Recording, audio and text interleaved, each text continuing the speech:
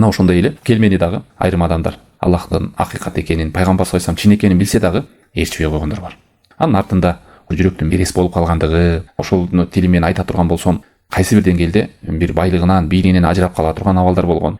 Же болбосо көкүрөктөгү сокурлук, же болбосо көкүрөктөгү текеберлик. Мисалы, пайгамбар саллаллаху алейхи вассалам доорунда чыкканда кабар жеткен. Бул жагы Египетке жеткен, биягы болсо Перске жеткен, тиягы Рум, Европага ар кандай кабыл алган айрымдары хак экенин билип, бизге кабар жеткен, акыркы пайгамбар чыгат, ошонун белгилерин сурап тактап, бири кабыл кылса, бири чын экенин билип турса дагы, кабыл кылсам, менин элим христиан эл. Эгер падышанын артынан динди кабыл ала турган болсо, мени бийликтен алып чыгат, кабыл кылбай өтүп кеткендер болгон.